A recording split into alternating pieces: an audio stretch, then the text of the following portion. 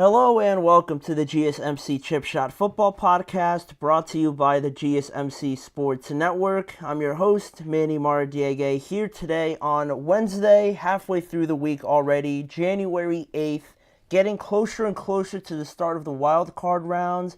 A weekend full of football, honestly, with the college football playoffs getting started tomorrow already. So we're going to have a bunch of football to get to and a lot of topics on today's show to get to surrounding the NFL as well. Starting off with keeping track of all the coaching interviews and who's going where, who's talking with who. We're going to go through all of that in the first segment and just my thoughts on it, as well as giving a mini prediction on who I kind of want to see end up where. So that'll be something we talk about, as well as, speaking about coaching, the Dallas Cowboys denying the Chicago Bears' request to speak with Mike McCarthy. What was that about? Why is Jerry Jones, saying something and then saying the complete opposite thing? We're going to get to that as well, along with my final award predictions. Now that the regular season's over with, we're going to get to that, and the latest update on Jalen Hurts. So all of that is being brought to you on today's show. And before we get to any of those topics, I'd like to remind you guys, as I always do, if you guys have any questions, comments, or any opinions you'd like to share about anything really surrounding the NFL, please don't hesitate to do so. Your input and insight into anything is always welcome, and it always allows us to get a different perspective on something and maybe take the conversation in a different direction with your guys' help. So now, if you want to make it absolutely sure that your message stands out and it gets featured on the show, there's an easy way to do that now, just by using the new Super Chat feature. Just click the $ at the bottom of the chat box to send in your Super Chat, and this way, your message is guaranteed to be featured on the show because I'll be able to see it, read it out loud, and get a gauge at what you guys are thinking of during any of these topics on today's show. So again, let us know what you're thinking. Hit the Super Chat button. Let's keep this show as exciting and as interactive as possible. I always like hearing what you guys have to say. Just click the $ and get involved with the show. But with that now out of the way, like I mentioned, we're going to start off by talking about the coaching, carousel that we have going on, who's talking with who's getting interviewed where, all those sort of things. It's pretty interesting to kind of get an initial gauge at what's going on in terms of what direction these teams are going with, right? And the main ones are the Jets, the Bears, the Jaguars, and the Patriots. The Raiders haven't really requested interviews with anybody yet. They're still so new to the whole, playing field, right? Because they just fired Antonio Pierce. So we're not going to get to them yet, but really the Jets, the Bears, the Jaguars, the Saints is also the other one, and the New England Patriots are all already getting the process going, obviously. So yesterday was kind of like a step one to kind of know who has head coaching vacancies or just openings really on their roster. And now it's kind of step two, progressing through it and getting to know who is, interviewing at what spots. And starting off with the Jets, they have the most interviews lined up already, and they have already a couple of them done. They have said to be interviewing with 14 candidates for their head coaching position, definitely being thorough about it, right? Because this year really turned out the worst possible way. So the Jets are interviewing 14 possible candidates. Among them are the obvious ones like Aaron Glenn, Brian Flores, Mike Vrabel. They already interviewed Ron Rivera. Joe Brady's another one just within the division. Arthur Smith for the Pittsburgh Steelers is another one, and Bobby Slowick and all those guys as well. They already interviewed with Rex Ryan as well, but there are some surprising ones like Matt Nagy, like Josh McCown, former quarterback, former enough, recently enough that I remember when he was actually playing as a player. He's currently the Vikings quarterback coach as of right now, but he has gotten an interview with them for their head coaching position. Van Joseph is another one with the job he's done with the Denver Broncos. It was funny because we talked about it yesterday, how he should be getting some looks as well, and now it looks like the Jets are taking that step. And Brian Grease, the 49ers quarterback coach, is another one, as well as Darren Rizzi, the Saints interim head coach as of right now after they fired Dennis Allen, excuse me. He's getting a real opportunity here to try and be a head coach with the Jets. At least he's getting an interview. So those are basically all the coaches that the Jets are interviewing. And before I get into who I'd want, them to see higher, elsewhere we got the Chicago Bears. They're interviewing just as many people, about 13 head coaching candidates that they are scheduled to talk to. Some that are the same, like Aaron Glenn, Mike Vrabel, Brian Flores, and Arthur Smith. But where it's different from the New York Jets is the Bears are also set to interview with Pete Carroll. I believe that's going to be tomorrow. Ben Johnson is also another one. Thomas Brown, who's the interim head coach right now. Mike Kafka for the New York Giants. He is their offensive coordinator right now. He's gotten a head coaching interview with them. Drew Petzing, the offensive coordinator for the Cardinals, is also getting a shout here. Todd Monken, with the job he's done in Baltimore, he's got a head coaching interview with them as well. And Anthony Weaver, the Dolphins defensive coordinator, is also getting an opportunity to kind of at least get his name out there with this sort of interview. So that's great to see as well. Then elsewhere, we got the Jaguars with about half of the candidates that the Bears and Jets do. They're interviewing 8 guys, being Aaron Glenn, Ben Johnson, Joe Brady, Todd Monken, Robert Saleh is a new one. They are interviewing the former Jets head coach, former 49ers defensive coordinator. He's getting another opportunity here.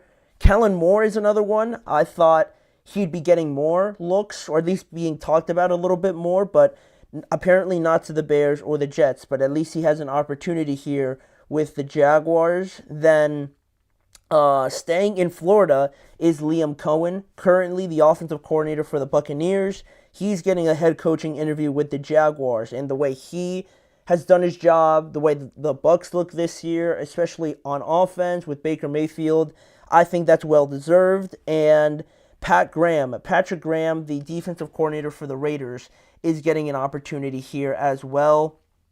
Then the Saints, about the same amount of guys, the typical names other than, it's all basically the same. Their list is a little bit shorter. Aaron Glenn, Mike Vrabel, Joe Brady, Mike Kafka, Anthony Weaver, Kellen Moore. So they also have David Shaw. David Shaw is the Broncos senior personnel executive, and he's getting another opportunity here to potentially be the head coach of the Saints. They're giving him a chance to interview for the spot, so that's good to see. I don't really know too much about him, but at least he's getting the opportunity. Then the Patriots are keeping it very close. The Patriots don't really have a wide range of guys that maybe could be their head coach, so you get a better understanding of who it could be. Mike Vrabel, Ben Johnson, Byron Leftwich is a new one, the former Buccaneers offensive coordinator, back when they won the Super Bowl with Tom Brady still there.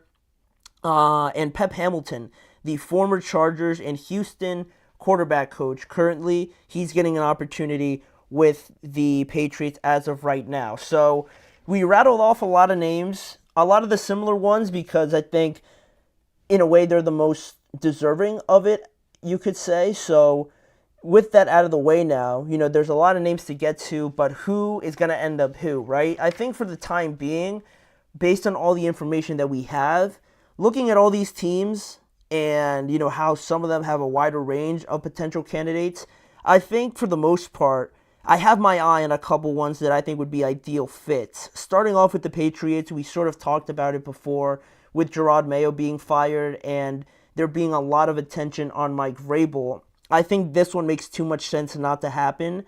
I know Mike Vrabel would probably get a lot of these jobs. He's very qualified to be the head coach anywhere, but I think the familiarity there in New England, Robert Kraft, the former player there, I think that one is just like screaming that it's just like a perfect match there for Vrabel to kind of bring them back to what they want to be, obviously in their glory days, the franchise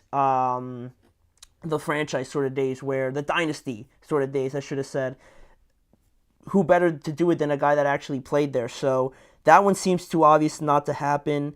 Another obvious one, I think, is Aaron Glenn. Aaron Glenn was a former defensive back in the NFL, and he was actually a defensive backs coach there with the New Orleans Saints, and he seems pretty well revered there. I heard Drew Brees talk about him and how he views him as the ideal candidate.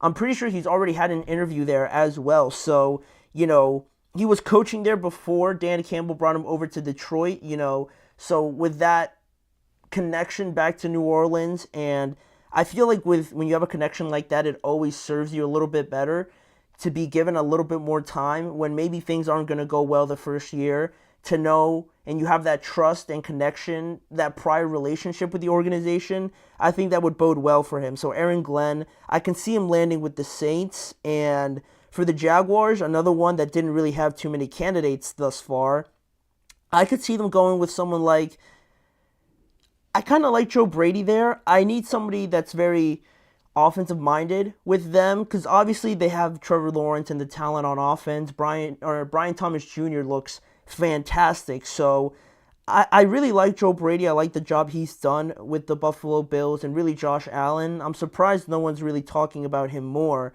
right, as much as like Ben Johnson or Aaron Glenn or things like that. So I would love to see Joe Brady there and really take on that challenge in Jacksonville, where you're in a division that's really not like a powerhouse really outside of the Texans, and they're not completely overtaking everybody. So he has an opportunity there to really take over as much of that division and really be close to the Houston Texans, because the Colts aren't really looking great right now. The Titans are still trying to reset everything. So I think that would be a great opportunity for everybody. They have a bunch of cap space. They have a new stadium being built and everything like that. It could be the beginning of something really, really exciting. So I think Joe Brady would be a great candidate there. And for the Chicago Bears, I think Ben Johnson makes a lot of sense to take on that challenge, have a rookie quarterback from this year, and really make him your franchise guy. I think that's something that Ben Johnson would really excel with. The kind of playmakers they have, the defense that they already have is really good, and really they just got to do the dirty work, right? The offensive linemen get a little bit more help on the defensive line as well. But outside of that, it's hard to really say that you need much else, right? They got everything else, like the flashy pieces, the wide receiver, the running back, the quarterback, obviously. But now they need a new head coach, a guy that's better equipped, I guess you could say, to handle a rookie quarterback like Caleb Williams. And you still need that offensive line, which is going to be massive. But I think Ben Johnson would really excel at that. I heard Caleb Williams talk about it, and how, in his words, I'm pretty sure he said he was fascinated and really interested with how Ben Johnson called that game against the Vikings. So I would like to see Ben Johnson end up there. He's familiar with it in the division as well. I think that would be a good fit. And then for the Jets, just off the top of my head, out of all these names, right, Rex Ryan really wants to be the coach there, but at the beginning of this, I wasn't really pushing for Rex Ryan. So I wouldn't be surprised if it ends up being Rex, because everywhere you look, it's always a quote about him wanting to be the head coach again. But I don't know, maybe someone like Brian Flores. I think Brian Flores could do very well there. He's already been in that division, obviously, with the Patriots and being the head coach of the Dolphins, and he didn't do that bad. I know there were some question marks about the relationship with him and Tua Tagovailoa, but it did produce something. He was pretty successful there, had a good defense, and the Jets have a good defense as well. So at least you would hope to get that. And on the offensive side of the ball, there's a lot to be done, obviously. How do you use Breece Hall? How do you get the best out of Garrett Wilson? Is that offensive line finished, or you still need to add a lot to it? I think bringing in a guy like Brian Flores could be exciting for them. And I don't know. I mean, they have a lot of guys to get through, so we'll see. But I mean, Brian Flores or like Ron Rivera wouldn't surprise me either. Pete Carroll could be one, but he's not even on their list of potential interviews. So I think really Brian Flores is the one that sits the best with me thus far. But we're still in the early stages, so for the time being, we're just going to leave it at that, and we're going to move on to another segment we have coming up after the break. speaking about head coaches, one head coach that wasn't given the opportunity elsewhere was Mike McCarthy because the Cowboys wouldn't allow it. We're going to talk more about that, why that happened, a potential explanation for it, and what the future holds for the Cowboys and Mike McCarthy. We'll discuss that when we return after this. I feel like I'm losing my mind. Is everybody in the world blind? Please, Lord, give me a sign, a sign. I feel like I'm losing my mind. Is everybody in the world blind?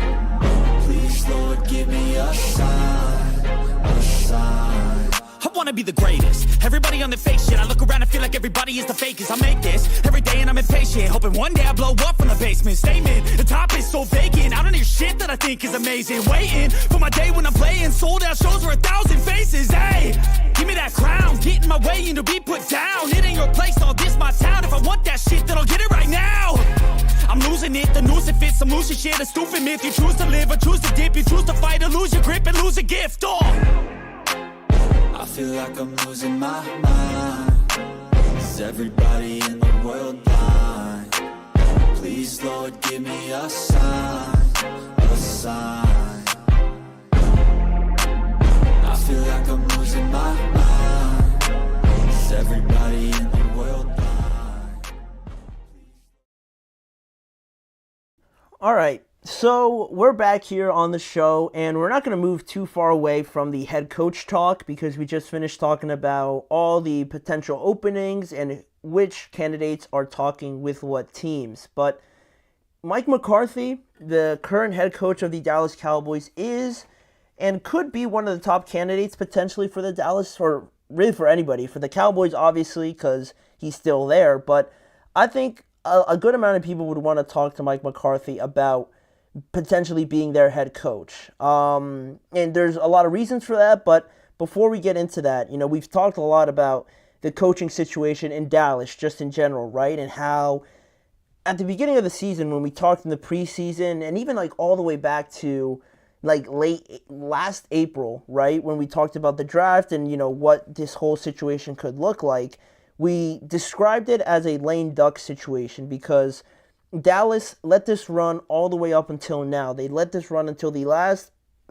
really the absolute last minute because Mike McCarthy is still on the last year of his deal, and much like they did with CeeDee Lamb, much like they did with Dak Prescott, and probably how they're going to handle Micah Parsons' deal, they like to push everything to the absolute last second. And because of the actions, or really lack of actions, from the Cowboys to try and re-sign Mike McCarthy, the Chicago Bears are currently in the spot where they're actively looking for their new leader, their new head coach, right? And they looked at Mike McCarthy and they saw some potential there, probably, right? They asked for an interview with him like they did to 13 other guys, right?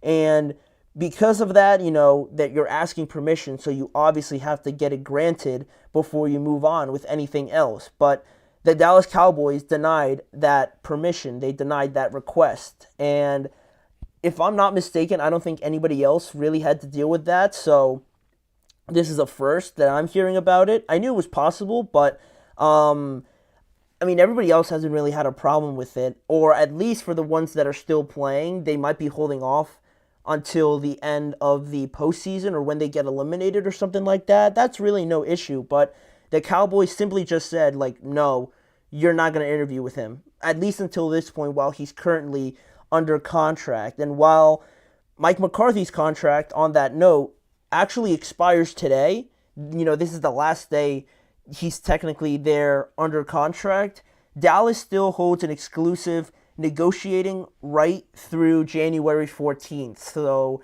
that's next Tuesday. So really, the Cowboys, his contract ends today on a, technicality, kind of like that, but it's really until next Tuesday where he officially becomes a free agent and he's free to talk to whoever is willing to talk to him about a potential head coaching spot somewhere. But the issue, obviously, right now is the Cowboys denying Mike McCarthy the opportunity to find himself a new job when when the problem is it looks unfair and it looks contradicting and hypocritical now because the Cowboys had the opportunity, if they really wanted to re-sign him, they had the opportunity to do that all year. And that's where the problem is, right?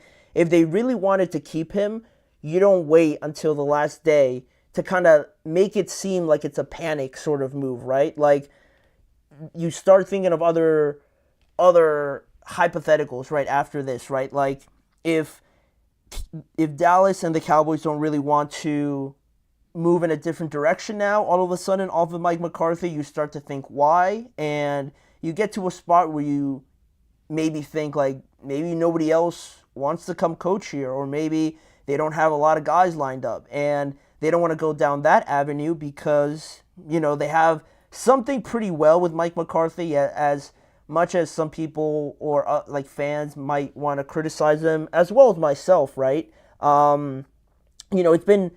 It's been a pretty steady thing going there in Dallas. So you might be fearful of the idea that the grass might not be greener on the other side, right? If that makes sense. So with that being the case, that could be a reason why I could see the Cowboys, holding off on it right now. But it doesn't look good. It doesn't look good because of, like I mentioned, the fact that you had the opportunity to do this all year. So now you're kind of shuffling between two different things, right? Different ends of the spectrum. Either you want to keep him and you should have re-signed him already, or you had him in a lame duck situation, but you didn't want to just move off of him all of a sudden, so you kept him up until this point, and now you're at a point where you're thinking, all right, let's go our separate ways, right? If you're not going to extend him or re-sign him, let's just go our separate ways. There's no need to be doing this. Yeah, we have no problem with him speaking to everybody else, but then your actions show something completely different.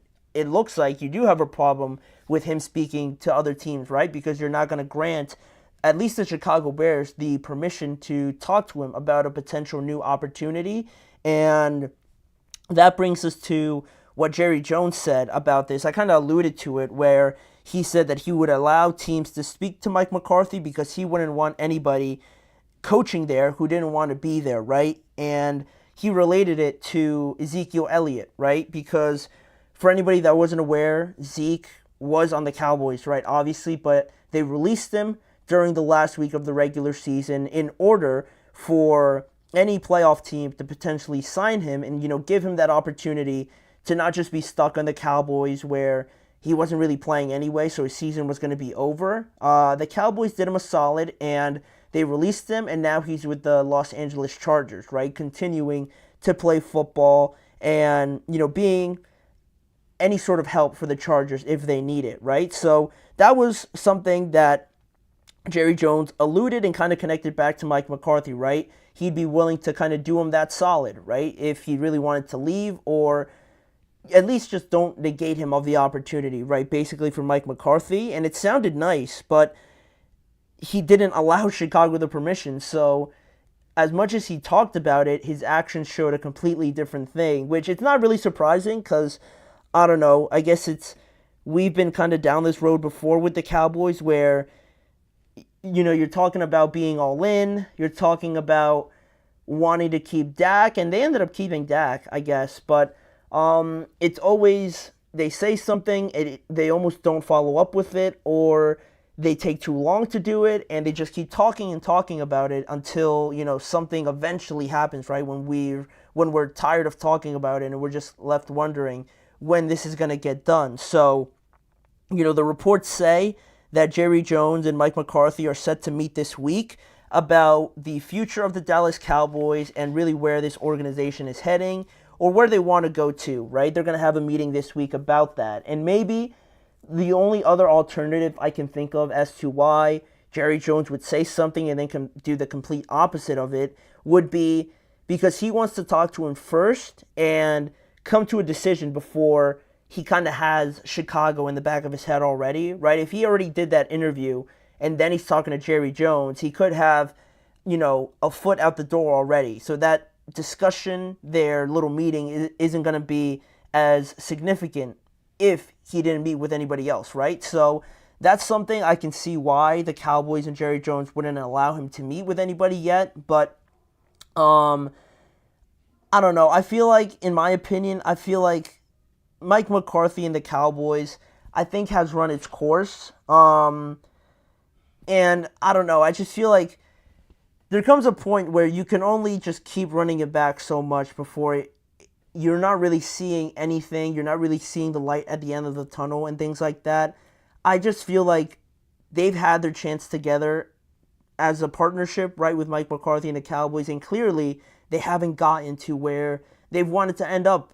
And being in a market in Dallas and things like that, all the pressure, the media attention, and everything like that, I just feel like they would benefit from bringing in a new voice, not running it completely back with Jerry, Mike, Dak, Micah Parsons, and CeeDee Lamb. Obviously, great players. They're all fantastic, but it's a lot of the same things. It's legitimately running it back with the exact same crew, exact same core. And I know you're not going to move off of Dak. You're not going to move off of Micah. And CeeDee Lamb's already locked in. But I think they need a new voice in there. I think they need a new voice to kind of get some different results out of this group. If it does happen to be Mike McCarthy again, I don't really see that changing all that much. And the Cowboys need to see some sort of improvement. They already saw a lot of regression this year because of the injuries and the run defense and everything like that. I need to see them move in the other direction now. I need to see them get a little bit better than just the first round of the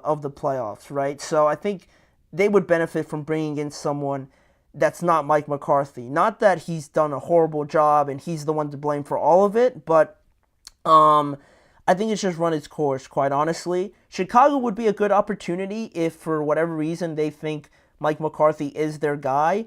But like I said before, I think Ben Johnson would be the ideal guy for me. So, I mean, I don't know. I mean, if it's not Chicago, I feel like Mike McCarthy would get opportunity elsewhere, like the Raiders or something like that. Maybe even like as an offensive coordinator, if he wanted to do that. But I think this situation with Dallas, we're probably going to know a lot more after this week because of that meeting, like I said. But yeah, it's weird that they said that they would give him that opportunity, and for them to deny it, it's like, all right, well then what do you want to do, right? It's a lot more confusion around the Cowboys that we're only going to really know more until they're ready to tell us more. So we'll wait until that point, but that was a pretty interesting story that I thought I would discuss on here. But off of that, we're going to move a little bit more of our focus to the playoffs. And one of the most interesting games is going to be between the Eagles and the Green Bay Packers. But the Eagles have a huge question mark at quarterback because Jalen Hurts is still in the concussion protocol. It's getting to a point where we could be worried about it, should be worried about it. Should we be worried about it? I think that's something that could become a lot more serious over the course of tomorrow and even into Friday. So we're going to discuss that, all the latest news on him, and what it could mean for the Eagles and their playoff chances if they don't have Jalen Hurts out there. So we'll be right back with that. Don't go anywhere. Looking for your daily fix of sports talk without having to pay for it? GSMC Sports Network is available on YouTube. Just search GSMC Sports Network. Get your fix of daily sports talk shows on YouTube, absolutely free. NFL, college football, NBA, MLB, MMA, UFC, fantasy football, and so much more. GSMC Sports Network has shows running all day long, with new sports shows starting every 2 hours. Just like on your favorite cable sports channel, except GSMC Sports Network is absolutely free. Just search GSMC Sports Network on YouTube to catch one of your new favorite shows, like the GSMC College Football Podcast, Chip Shot Football Podcast, Hoops and Heels Women's Sports Podcast, GSMC Basketball Podcast, and so many more. Check it out for yourself. GSMC Sports Network, now available on YouTube absolutely free. Search GSMC Sports Network on YouTube right now.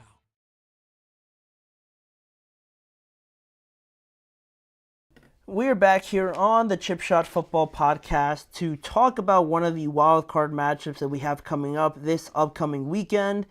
Not really so much of a preview, but just really focusing in on the Eagles and their quarterback, Jalen Hurts, because Green Bay and Philadelphia will see each other again for a second time this year after their Week 1 game. If you guys remember, down in Brazil, and apart from all the the extra stuff outside of football, going to a new country and things like that, and bringing the NFL to South America, the game put on a very good performance. It was 34-29 in favor of the Eagles, and now with their rematch coming up on Sunday at 4:30 p.m. Eastern Time. Today being Wednesday, the biggest factor and one of the biggest pieces of news in all, of the wild card, honestly, has been around Jalen Hurts and his health and any of the latest updates. We can't get enough of these latest updates on Jalen Hurts because he's been in the concussion protocol all this time.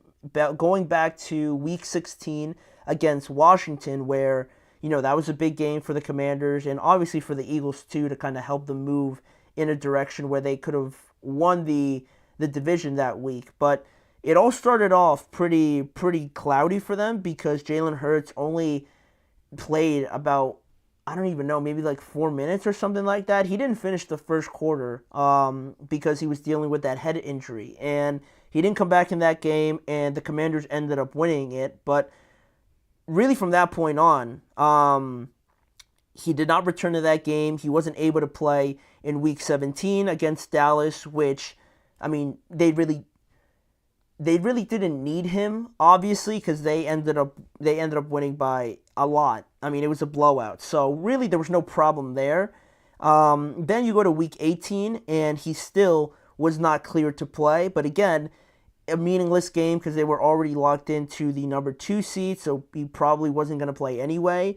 But although he might have missed those games against lesser opponents where you might not have needed him as much as weeks before that, obviously, or even in the playoffs, right, leading up to it, the issue is not that he missed those games as much as it was that he wasn't cleared yet, that he had not cleared the concussion protocol yet, and those are two different things, right? Because if you're not playing, it could be for a couple reasons, right? You're not feeling great, obviously, injury related, like Jalen Hurts is, or you're being sat, because you have the opportunity, you've already locked up everything, so you just don't have to play. And the coach decides to sit you, like he did with Saquon, A.J. Brown, Devontae Smith, all those guys. So those are a couple reasons why you missed the game. But it is different from the fact that if you were able to play, if you were in a must-win game or something like that, even still,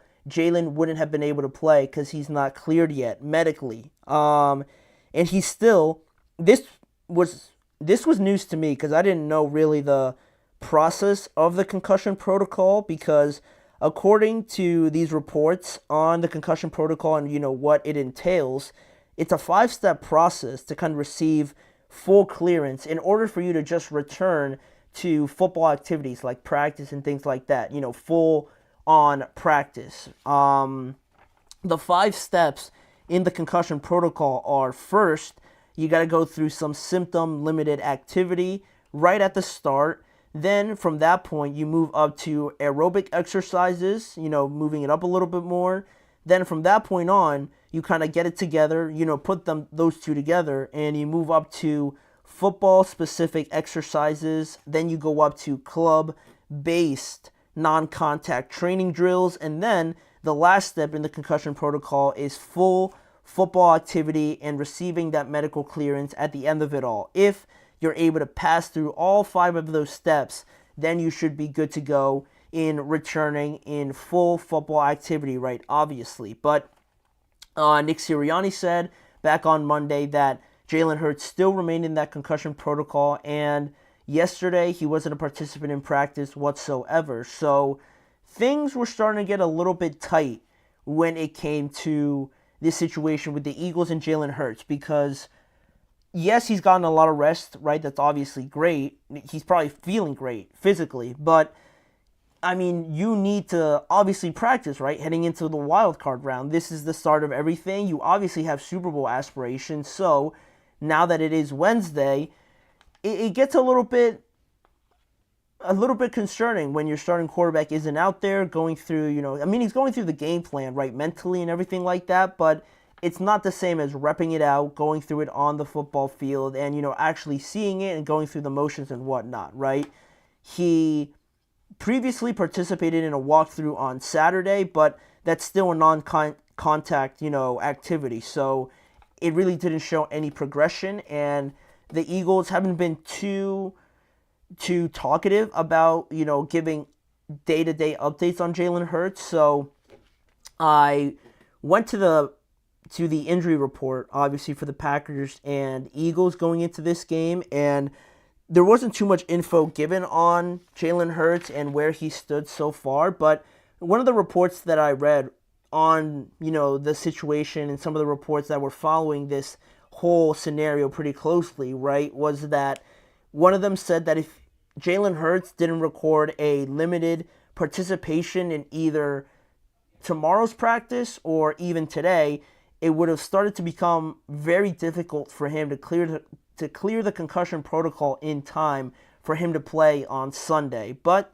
that's where we get to the injury report, obviously, today. And I'm looking at it now, and under Wednesday, apparently Jalen Hurts was a limited participant today. So that's obviously a great sign, because the kind of threshold, the timeline was kind of set up for tomorrow, for him to be a limited participant tomorrow. So if he's already doing that today, and hopefully tomorrow he gets to be limited again, or maybe he gets increased to full participant, that would be fantastic news, right? Because then there would be no problem with him missing the game. But the worst case scenario would be if he didn't practice tomorrow, or it would stay kind of the same if he was limited again tomorrow, and then it would really come down to Friday and maybe a little bit of Saturday, but then you're really cutting it close with fully clearing the concussion protocol, right? Because this isn't something that you could just kind of play through, because the protocol is the protocol, right? It's there, and there's no exceptions, there's no playing through anything. It's not like a hamstring injury where it still hurts, it's still pretty,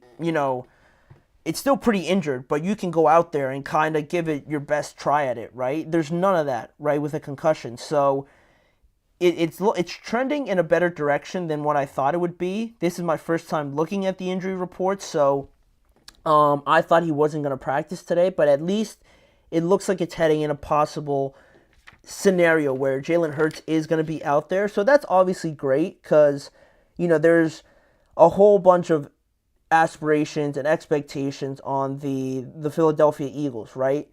Because where they are right now, the number 2 seed, yes, they're going to have a lot of advantage. Yes, they're going to be at home against the Packers team that's pretty injured as well to their own right. Jordan Love is dealing with an elbow injury.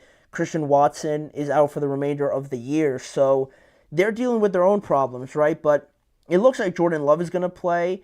But for you to not have your quarterback, even as we got little glimpses of it, leading up to it against the Commanders, against even the Giants a little bit, and even the Dallas Cowboys, it looks all right because they have a ton of talent in AJ, Devontae Smith, and Saquon Barkley, obviously, right? It's not like it brings your chances from a solid 8 or a 9 all the way down to a 2, right? It's going to be somewhere in the middle there, probably like at a 5 or even as high as a 7, quite honestly. But it's still like, if he's not out there, then the idea that the Eagles are going to go in as favorites, if you're looking at that line, like a spread or something like that, that thing's going to really be tugging the line in favor of the Eagles. And then if Jalen Hurts gets ruled out, you're going to see that thing go the complete opposite direction and at least be a pick'em or in favor of the Packers. Because I think that's how important Jalen is, right?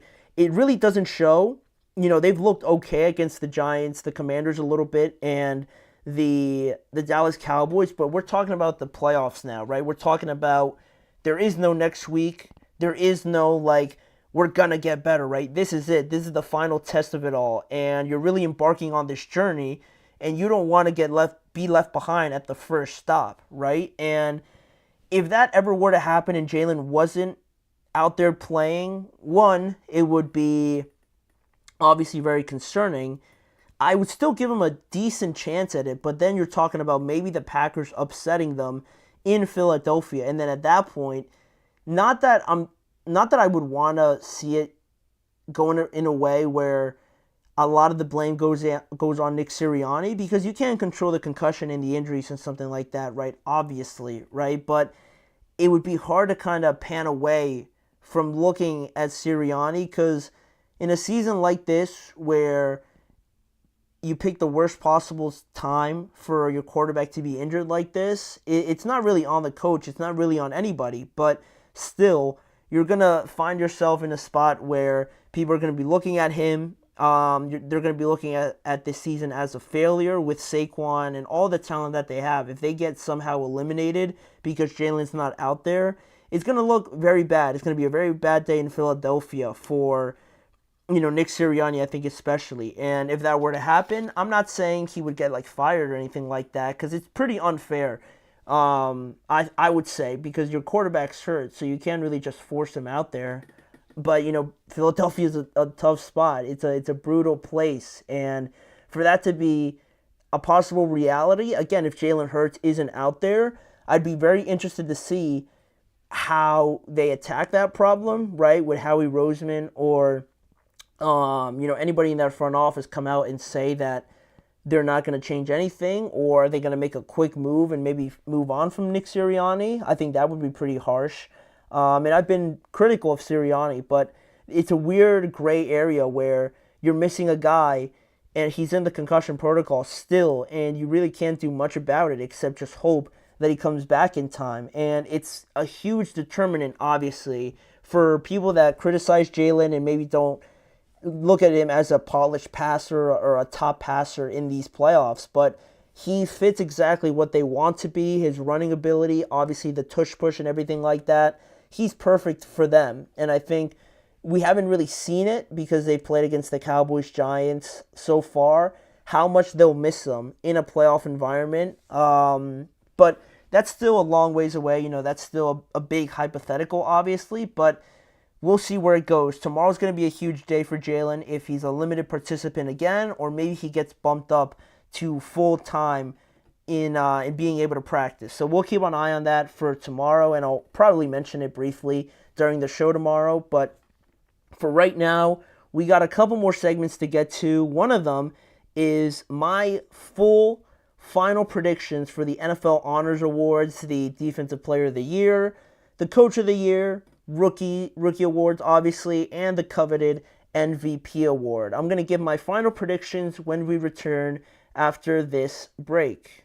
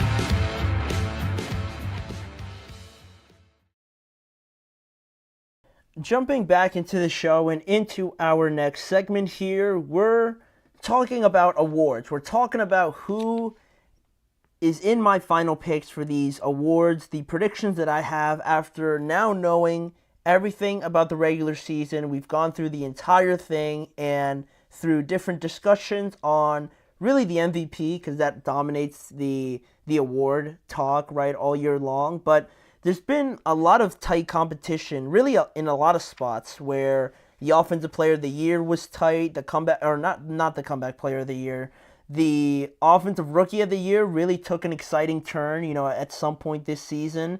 And there's been a lot of great performances, right? Statistically, and some of the guys that go unnoticed also to be included in these discussions has made these picks pretty difficult for a lot of these spots. But I've got, how many do I got? 1, 2, 3, 4, 5, 7. I got 7 awards here. And there's other ones that were, I guess not as talked about, like Special Teams Player of the Year, Most Underrated Player of the Year, Catch of the Year, something like that. I didn't include those in here just for time purposes, so I just stuck to the main ones, obviously.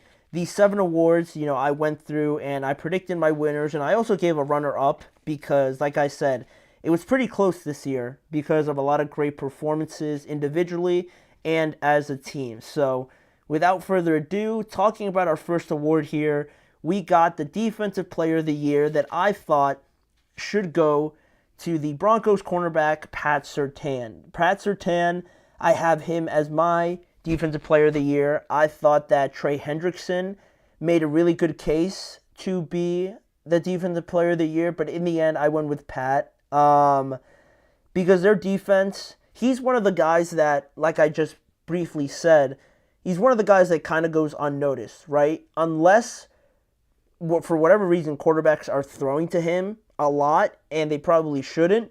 That's really the only time you see him on your screen, or maybe making a tackle or something like that in a running play. But for the majority of the time this season, nobody's really looking at his side of the field and trying to throw it there consecutively, because they understand that it wouldn't really go well for them if they decided to go towards Pat Surtain. And the pass rush is and has been a huge part of the Broncos defense so far this year and how dominant they look. But as much as the pass rush has helped the coverage in a lot of instances, the coverage from Pat Surtain and really the entire secondary has also helped out that pass rush a lot, because if you get a pass rush there quickly, it obviously makes it look like the corners are really covering very well, because the quarterback can't get the ball out in time because he has somebody in his face. But for other times where a quarterback's just sitting back there and he's got a pretty clean pocket, if the secondary's doing its job, you have the quarterback dancing around back there and not really having a place to throw it, then it makes the pass rush, it helps them out a lot more. So I thought that's a great example to use here with Pat and how he pretty much closes off a whole side of the field. So now you not only help out your pass rush, but you're really limiting them to a certain part of the field. And those guys over there are really good as well, with Riley Moss and McMillan and those guys. So they've done a very good job of that. And in terms of numbers, Pat Surtain's been thrown at this year only about 10 or 11% of his snaps, and that's the second lowest among defensive backs in the NFL this year, with at least 250 snaps recorded. And in man coverage, he's been in that about 41% of the time. And he's recorded 4 interceptions. One was a huge pick six in one of their games, I believe against the Raiders. And really, you go all year. He's gone all year with no missed tackles. And it might not seem like a huge thing, but for corners, that's usually one of their weak points. And Pat not only brings the coverage, but clearly is willing to get in there and tackle. So that's a huge thing. And his work just goes unnoticed, I think. So I like that about this award and kind of rewarding someone like Pat Surtain in that regard. So to me, he was my Defensive Player of the Year for the regular season this year. Then, looking to our next award, we got the Offensive Player of the Year, and it obviously had to go to Saquon, but you look at other guys Joe had a fantastic year. Joe had an unreal year. Derrick Henry obviously had a pretty monster year, but he's done it a couple times where he's put up ridiculous numbers, so it might not be that impressive. And then you obviously have Jamar Chase. He literally won the Triple Crown. So that's, in terms of history, only 5 other guys have done something like that. And he, along with Joe, were huge parts as to why we even talked about the Bengals, right? If one or both of them weren't on that team, they would be down there with like the Pats and the Titans, I believe, right, with how bad they played everywhere else. Really, it was a lot of Jamar and Joe Burrow. But Saquon, I mean, to be that close to the Eric Dickerson record and the rushing record, I think it trumps Jamar Chase's Triple Crown. Because, I mean, we're talking about 5 other guys with Jamar, and we're only talking about 1 other guy with Eric Dickerson there in the rushing record. So I thought that kind of trumped the Triple Crown there at least a little bit. And, I mean, just looking at it in terms of value, what he added to the Eagles, they were already talented. They were already had some of the best players in each position around the NFL. But then to add a guy like Saquon, a lot of the times this year it's looked very unfair. It's looked like there was no way anybody could really try and stop any part of this team, right? If you try and stop Saquon, he was still going to do his thing. And then if you're trying so hard to stop him, then A.J. Brown's going off, Devontae Smith going off. And if you try and focus on them, then Saquon, just destroys you with breaking off like a 50 or 70-yard run and just ending the game just like that. Consecutively, he put up big numbers as well. And I think the ability that he has on his own, along with that offensive line that they have in Philadelphia, constantly just made Saquon a threat, right? You couldn't doze off for a play or two because, like I said, he could just break one off, and then everything's out the window. So I think that big playability, the constant threat of him, and how much he's added to an Eagles team that was already very good to bring them to an even better level that we've seen so far this year, I thought that was enough for me. So I gave it a Saquon. I'm still mad he didn't break the rushing record, that the Eagles didn't let him do that, but he'll get this award, and I think he's very deserving of it. Then after the Offensive Player of the Year, we got the Coach of the Year that I believe is going to be Kevin O'Connell. There's been a lot said about Dan Campbell, and I think he's a great coach as well. I think Jim Harbaugh would be my number 2, though, for really the main reason that is all these teams are good, and I think the Vikings and the Lions are obviously better than the Chargers in terms of who they have at their disposal, but to me, that's one part of the puzzle, right? That's only one aspect of it, right? Then you get into another area where, all right, you kind of eliminate the Chargers out of this, right? And I think it really came down to Dan Campbell and Kevin O'Connell for a lot of people. And you look at talented rosters everywhere. You look at the play calling individually is great for both of them. But to me, where I find the difference in both of them is, like, Kevin O'Connell, obviously a great head coach, and obviously has Justin Jefferson, Jordan Addison, and all those guys at his disposal. But when you look at a guy like him and what, his situation is in Minnesota, to bring them to a 14-win record and be that close to winning the entire, division and conference, I think is a huge accomplishment. But also the fact that you did it with Sam Darnold, a guy that nobody ever predicted that he was going to be in the situation.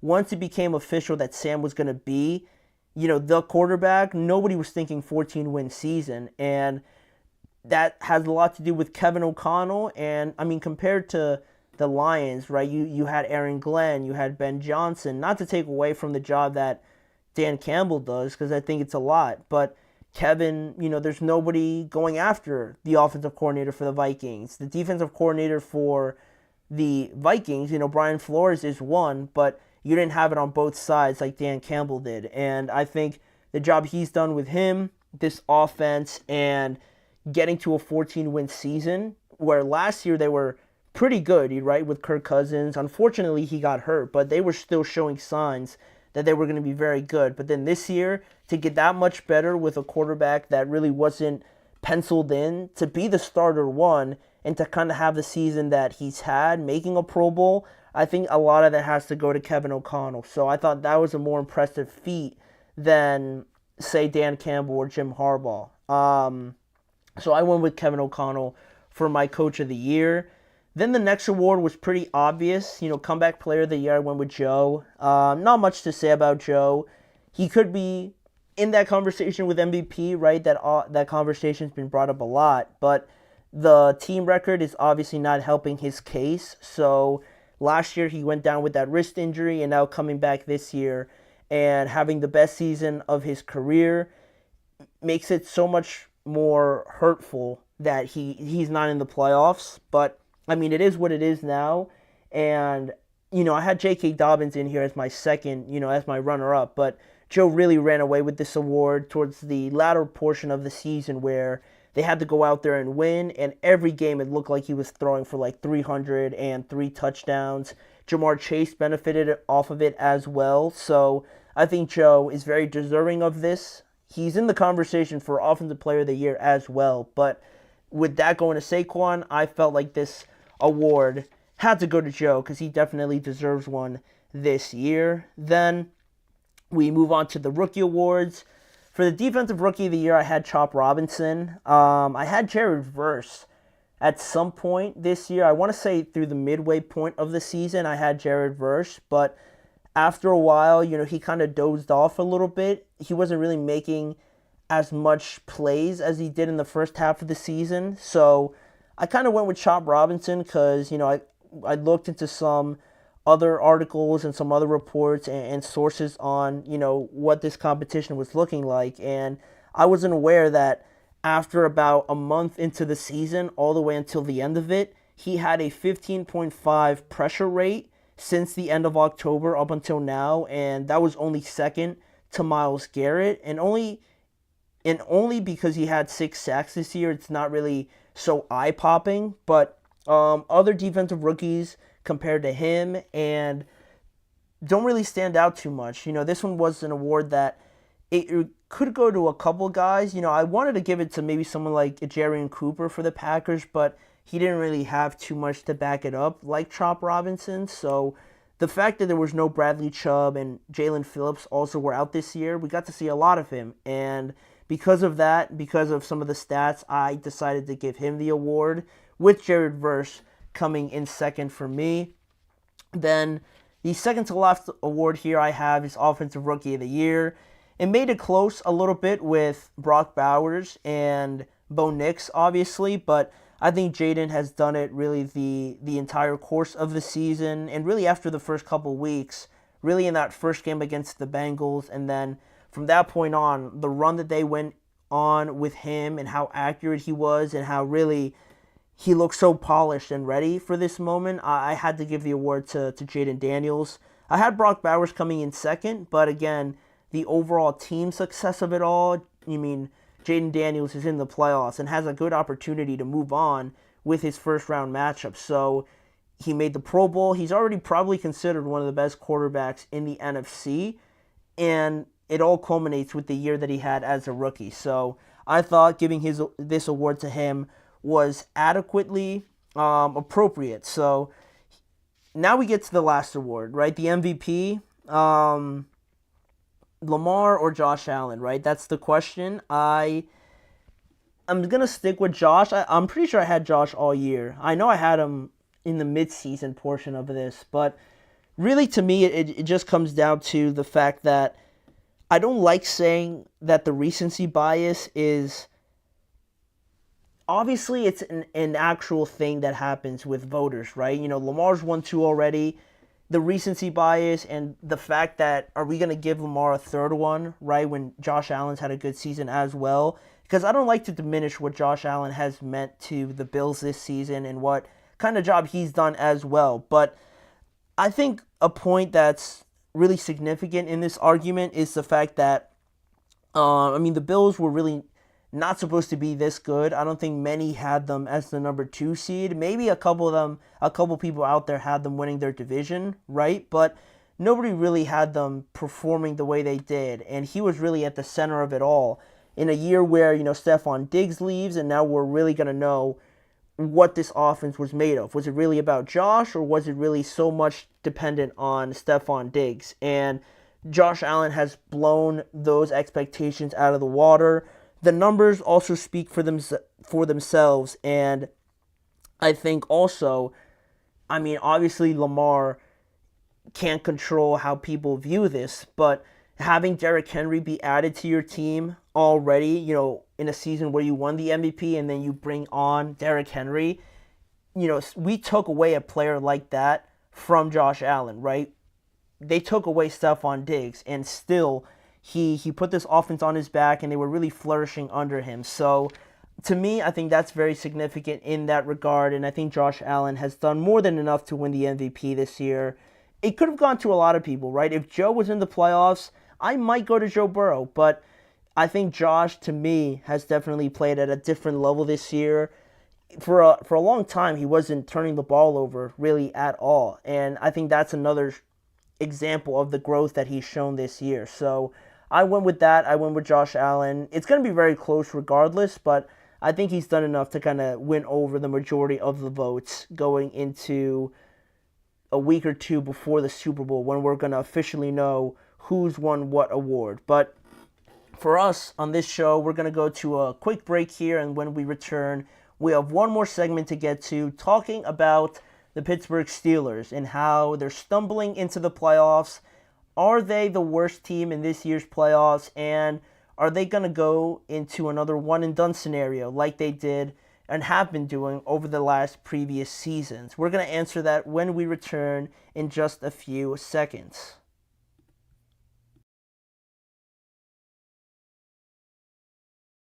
For the best and latest podcasts available anywhere, go to the podcast app on your cell phone and type in GSMC to access free content-rich podcasts on health and wellness, book reviews, sports, entertainment, relationships, social media, movies, technology, finance, and even weird news. Subscribe and download the GSMC Podcast Network's family of shows, available everywhere podcasts are found.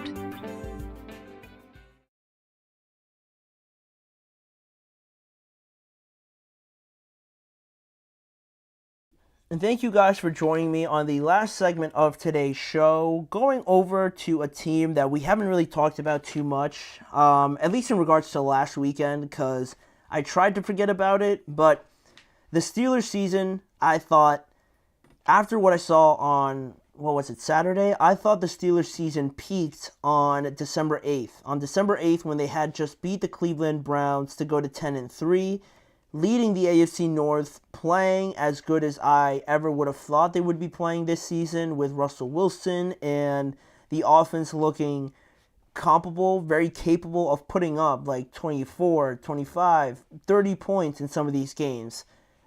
Now, knowing what I know now, it looks like that was the peak of it all, and now we're very much in the decline. We're very much free-falling still heading into these playoffs. The Steelers they couldn't have imagined a worse scenario to be heading into the playoffs than where they currently find themselves at this point. You couldn't tell me that they wouldn't win. You couldn't tell me at that point on December 8th that they wouldn't win this division or at least be anywhere lower than the 5th seed. I couldn't imagine such a collapse from them over the last couple weeks here, but as of today, where we stand right now, a month later, I might add, a month later here on January 8th, after December 8th, a month later, and how the Steelers have gone from, there was all the conversation about the Steelers being a legit contender, being in a spot where they could compete with anybody in the AFC with how they were playing, to now being considered one of the worst teams, if not the worst team in the playoffs, is insane. The Steelers being 3 days away from playing Baltimore again also, after losing their last 4 games, to me, really couldn't get worse. Because to me, all that says is they're struggling right now, and now they're going to get beat up by, their arch rival, their sibling in a sense, right? In a sort of analogy, right?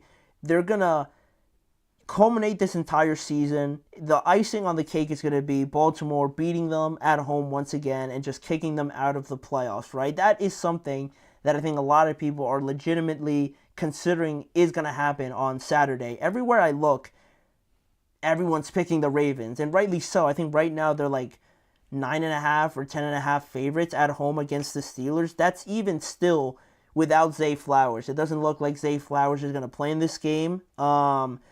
It looks like with that knee injury, at least it's going to keep him out of the wild card round. So even still with that, the Ravens are heavy favorites going into this game, and it all really got to a low point this past Saturday in their 19-17 loss to the Cincinnati Bengals, where that was Pittsburgh's fourth straight game where they lost, and they failed to exceed 17 points. Again, in just last month, right before that December 8th game, where they were scoring, like, they had scored like 40-something against the Bengals. They just finished scoring 27 against the Browns. They put up 20-something against the Commanders and won on the road. It was looking pretty decent, right? They already beat the Ravens once this year, I should say. And now to be in this situation, right, where you're struggling to put up 17 points is not even close to all of the problems that this team has as of right now. Going back to that Saturday day game before we kind of expand it out a little bit more, in that game where Cincinnati, obviously you knew needed to win, and they had a fantastic offense. They have a fantastic offense, right, with T. Higgins, Joe Burrow, and Jamar Chase, right? Not a lot of teams can say they held the Bengals to 19 points. Almost nobody did. The only team to kind of hold them to that, point mark was the Philadelphia Eagles halfway through the year. Nobody else was able to hold the Bengals under 20 points, really. And the Steelers did. If you had told me the Steelers were going to hold the Bengals to 19 points somehow with how they were playing, I would have told you there's no way the Steelers put up anything less than that against a Bengals team that all year we've been talking about being the reason why they stink. Everybody points to the fact that this defense is hurting Joe, is hurting this offense. If it wasn't for this defense playing so bad, the Bengals would be, one of the best teams in the AFC. Everything was pointed at this defense. So, for the offense that was so good coming into this game to score only 19 points, and for the Steelers' offense to have an opportunity here to at least get one win against the defense that was considered so bad, and to put up less than 19 points is just like the worst case scenario. Again, I keep using it, the icing on the cake for this last 4 to 5 game stretch for the Steelers, where it was such a litmus test to kind of see where they were, to be considered real contenders. You already beat the Ravens, right, going into this game, but you had games against the Eagles, which you kind of had an opportunity in, against not the Chiefs, but against the who was it? I can't even remember now. The Ravens was one game. You were playing them again in Baltimore. You even had an opportunity to win that game and potentially sweep them. Against the Eagles, like I mentioned, and even the Bengals, right, in a must-win scenario.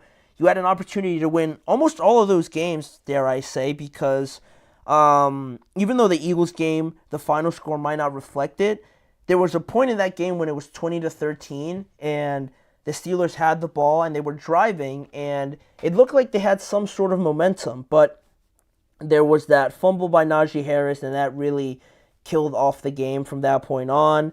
Then, the following week against the Ravens, it was 17-24 after Lamar Jackson had just thrown an interception, and you find yourself now with this second life in that game where you're only down 7 points somehow without George Pickens, and you have an opportunity to at least tie the game, and then you throw that pick six, and then that game's already done with, right? You're going to lose that game.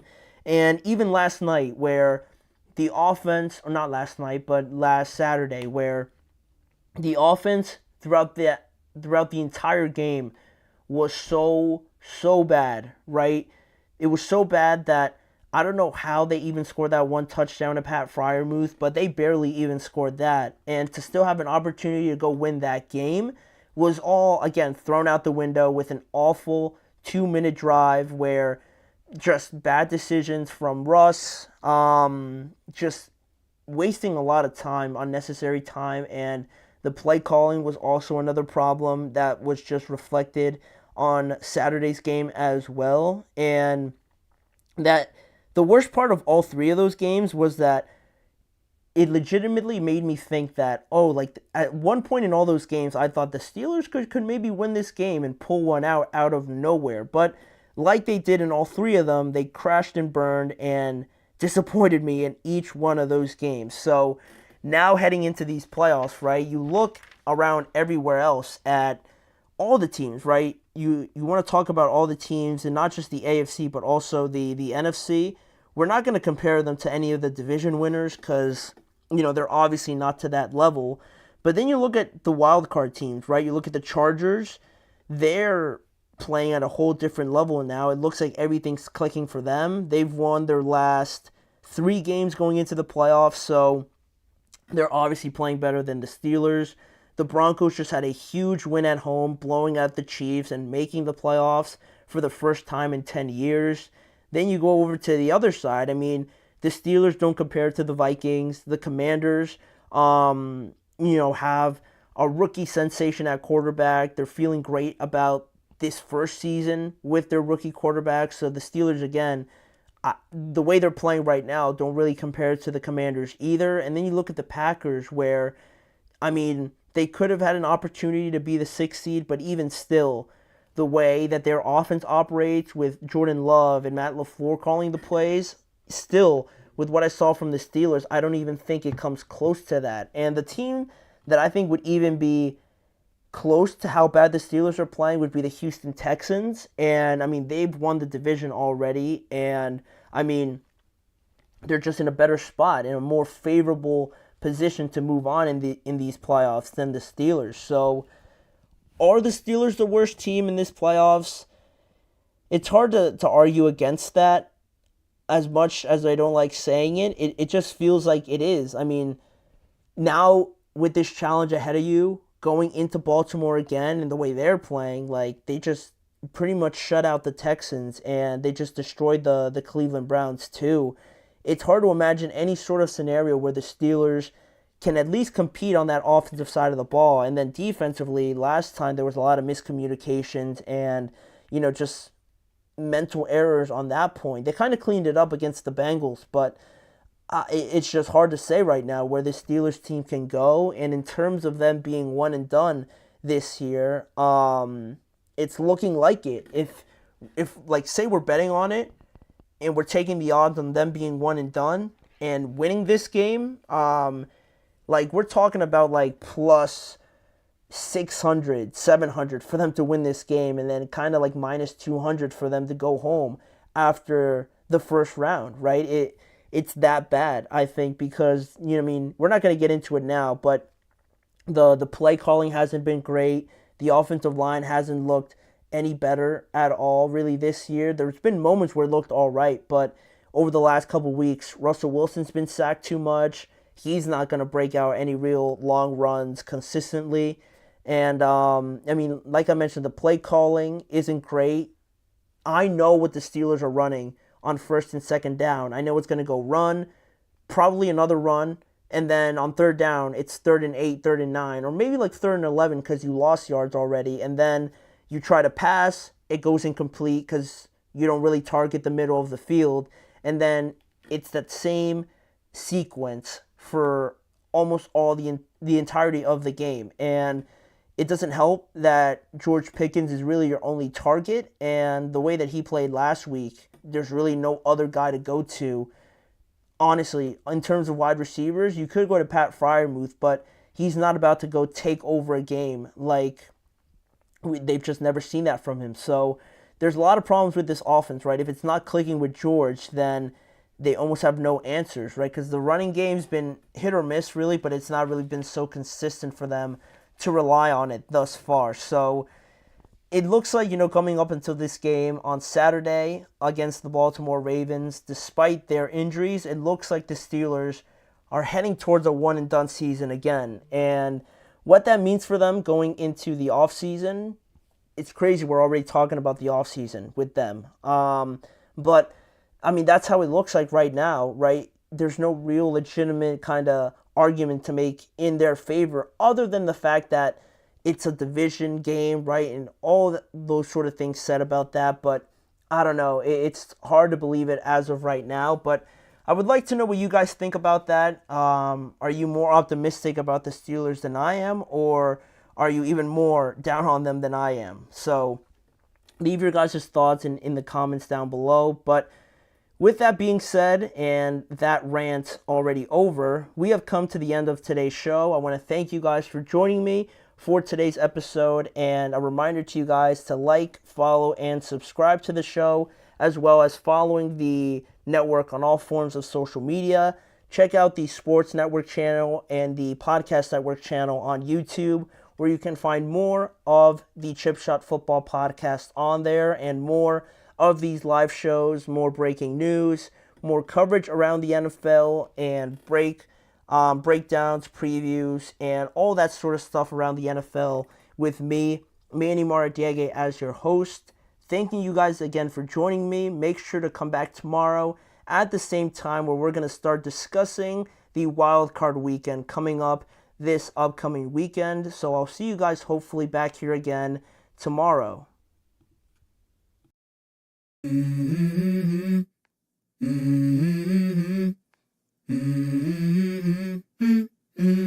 go. I wake up to a little bit of drool on my pillow, feel like it's gonna be a bad day. Yeah, I'm tired of shit, and the coffee ain't hit yet, damn, ain't that great.